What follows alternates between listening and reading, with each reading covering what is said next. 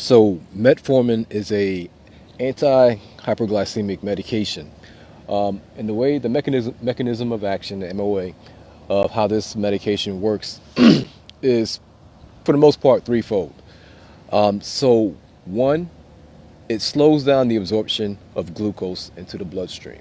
So it doesn't allow your body to fully absorb the carbs, which are going to turn into glucose, into your bloodstream. So that's the first way.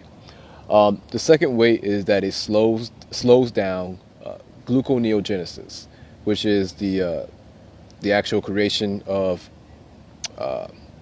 blood sugar into your blood, and it does this by acting on the actual liver. And then the third part about metformin, as far as how it works, is that it makes your cells more insulin sensitive. So metformin a lot of times is the first line of medications for people who are diabetic, and it's heralded as being one of the best drugs, medications for diabetics, because it improves insulin sensitivity, because, like I said, it slows down gluconeogenesis, and because it actually helps patients to lose weight. At the same time, I want to let you know that they got you again. They got us all again. So what they have pretty much done is, let's look at fasting. Fasting, you're not taking anything, right? So what happens during the period of fasting? Well, your the amount of glucose that you're going to be absorbing into your bloodstream will be zero. Okay.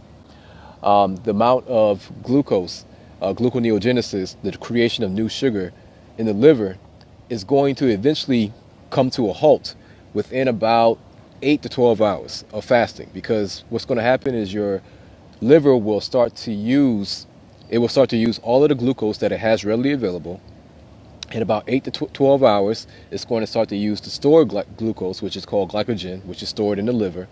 And then after that, it doesn't have any more glucose, and so now it has to pull on the actual stored fat to utilize for fuel. And so that's how it slows down gluconeogenesis. Fasting also makes your cells more insulin sensitive, because your cells are with someone who's type 2 diabetic, their cells are insulin resistant. They're insulin resistant because insulin is knocking on the goddamn door so much over and over and over after every single meal, 6 times a day, 2 to 3 hours. And so your cells have to now become the responsible party in this whole equation and say, no, we resist you. We're at full capacity. We can't allow you to let any more glucose into the cells because we're completely full. And so we resist you. Well, when you allow the body to do what it naturally does, which is make intelligent moves, is going to utilize the glucose that's already in the cells. And when that happens, the cells are now going to want glucose, meaning that they will now become more responsive and sensitive to insulin. So I still like to say this: they have literally found a way to make you pay for a pill that will mimic fasting, and that is metformin. So metformin comes with side effects, just like any and every other medication in the world, because they're chemically altering the physiology of your body. And so when you're taking in any medications, you're going to have what the medical community call a side effect. So many people experience a great deal of stomach pain with fasting, nausea, vomiting. But the things that I'm interested when it comes to the side effects of metformin is specifically the B12 deficiency, the folic acid deficiency. The combination of those two increases something in your body called homocysteine.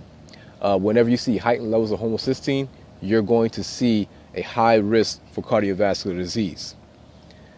This is what happens when you're taking medications. So you have several choices in this matter. You can continue to take the metformin as prescribed by your doctor, who may not really know anything outside of what was given to him by his school, which got the information from the pharmaceutical companies.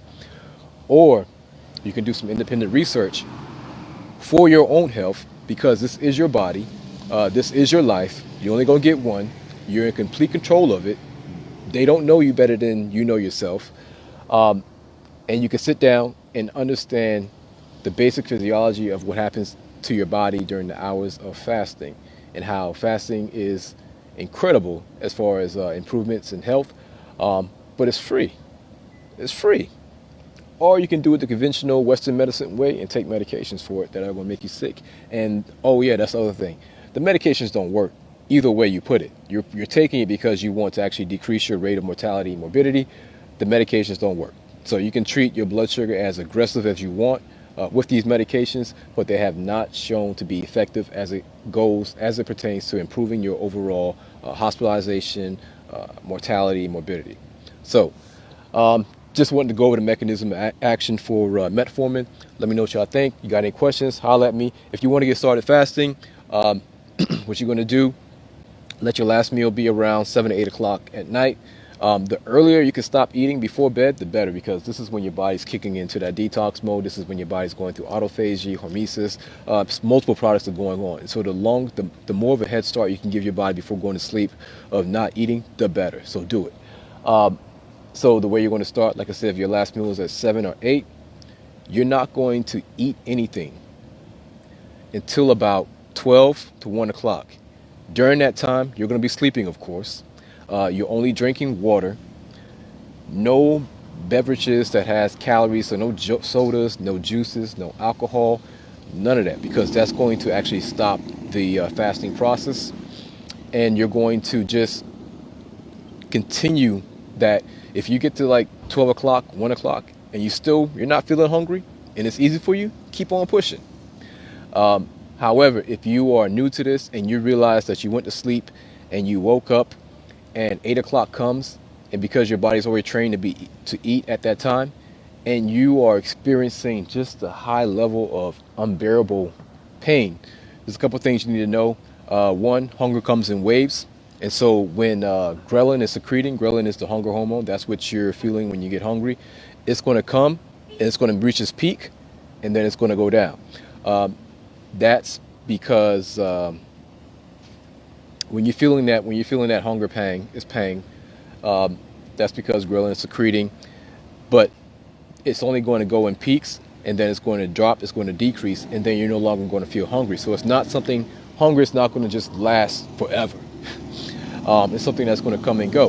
Now, the question you should ask your nutritionists and your trainers and your doctors and whoever is telling you to eat multiple times a day is, when my hunger comes and it goes away, what just happened? Like, what just happened with the hunger? Now, they're going to tell you something. I don't know what they're going to tell you, but I'll tell you based on the physiological level what just happened.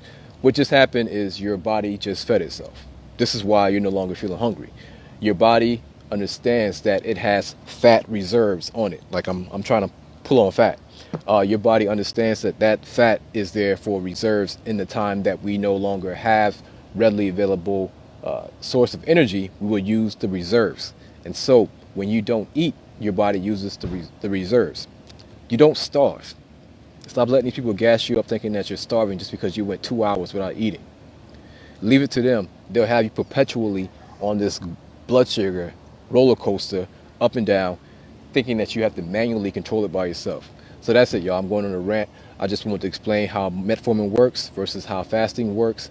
And now you, as the conscious individual, make a choice. You can go the regular way, the Western conventional medicine way, or you can be an individual, take control of your life, work with your provider if you want to, but educate yourself and empower yourself with the information that is needed to radically improve your health, which is fasting, and that's why it's my gospel. I'll let you later. Peace.